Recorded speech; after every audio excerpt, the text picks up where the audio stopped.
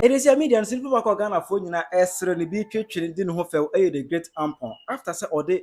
enyo what to din apology out mu a nsem o kan e de kire Mahama during campaign time 2024 as sabi o ka say Mahama policy de emo asem kwa ya temdidie no already Mahama tem na o be pa 2025 we no opo wa Ghana for you na go media na so esre no but Ampong abekire mu die ntia o be pa acho na even ni kire mu kwa ro kire mu say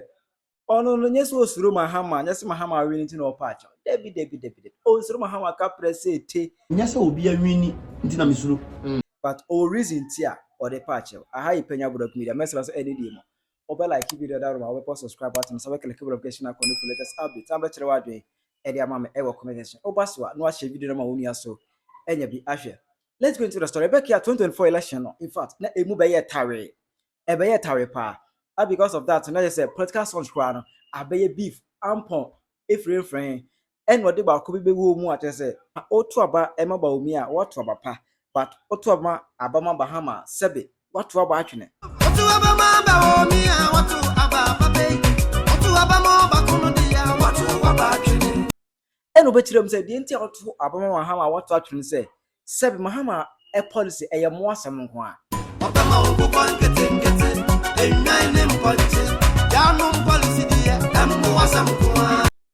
I've enrolled between say assembly no enye nice eni se enkoka sabe was okasa na we na be personal attack abi personal insult Emma because of assembly kra no the great Ampong ebe drop enwoma na ode pa Mahama acho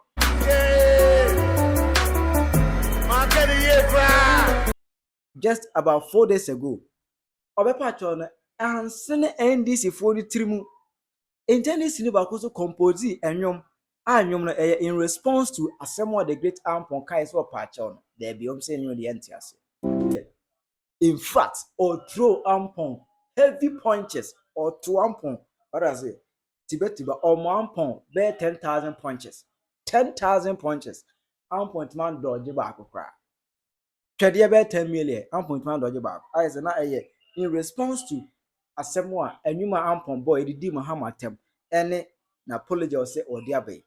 There's an coming say beef na end because Ampong start here and this for to be a man that come say I end but enra the great Ampong echo pm e was some flex studio a hold ko kire mu die ntia or the apology or the apology be no and this for the be kire say oh afi have seen your smoothness level Mahama win nti afi wusuru ekomo bedel and then na usuro the ahie ntina be patch na udwa no onya be ma a whole lot Ampong si munya abotre die ntia me be patch on enye se Mahama win ana misuro Mahama no anase ekomo di ntina be patch na di na be patch nyina se me so da ye bi spiritual abani nyansa yo great Ampong catch no apology na yenko apology asempa wo anyuni nyina mu ne se on se bibi an say a bibi nyi fact na ye wi asemu no enipa se wo fon na wo so wafoma ona ye nyansa for fact ti bi a one way or the other you start a campaign no e koso na generate hit sometimes over trans na and this for nya ma okunya trans over starting interview no ma say e di attendance na ye ni penti telebiani enso de ekoso okay che twa so sa ko ji wie election no enya se obi awini nti na misuro na nya se bia ekomode no na odebde uradi aka me pawo ekomode na minti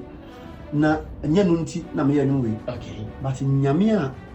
odi ni mdi ma me se me fa ntwa me oda ne ho de che mo pa bi so na me de ye edun we ofa me nya yi kire daye na ntokwesi ogana wo sebo wo pa na asoja fo na atiasi kuno omuku nipa bia bi nkwala kwala hu se omaku omagu gata mu bebre nkwala nketu yesu omusu tu nipa bia everything wow na eye 1 o'clock na minyasa yikire no nti na eye memenda me kwasole wo masole no kanisi ezi church na me kwasole nti mi du asolo no na musa soja fo no mienu ejina asoda no anim a omo guide asori no na mienu so wo inside na mienu no ba ko be mako no mo ti asori no inside okay timi wu asori dan mo apena ya da ba ko me ne ye rough pa timi wu bibia ni ha no de bi du ma ko jambo ihu ache sa life timi du ya pena o se o de sa agro no ko jambo pie free ya mo sha se mo ye campaign no ni ayi o manya champo yetum fukura nka mu ya on say iba de u jana besa na so o kana bro so enti ogusu a wo kana so je ni ba na wo dan ni inside no ka tell say my friend kono tum na woni so no ntina mpanfo de ba se ye me ka dia solid na woni so yin ba ka se wow ana gen ka sa word no se o ye wono ntina mpanfo de ba se ye me ka dia solid na woni so yin ba ka se ana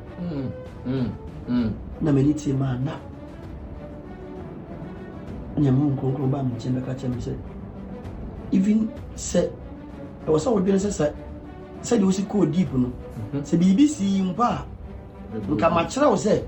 obi wa so dem okra nka wo dwane akose okra nka obi wa pie the essence of the dream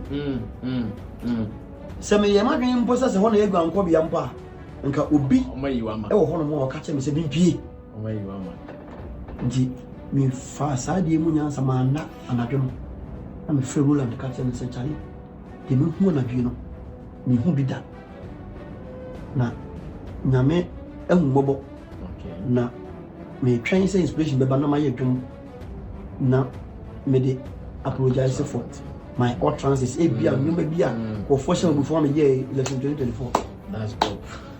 that's dope me de ɛyɛ nti me yɛ na meka sɛ abatu ready man abatu nti me to akyerɛ no mo twusu ba okay na me to dan no na nyone ba yo dan me so da ye no a me take mpa no so manda from 1 o'clock to 5 o'clock Sadi na na me ba na me send nyone ma bro na mo twusu ba ko sɛ yɛn kɔ ne sei na me de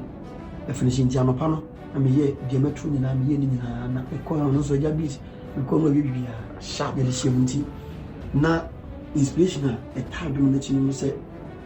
ye politician ye politics at the same time so o se hu say ye nyame nkofo so bi share bufu mpa how e be si akasa ene ye fomo a kwan a be fa so aba fom to the level any papa ti asano you have to do it no matter what ye papa can be ano I don't mind to apologize even say ye wurambu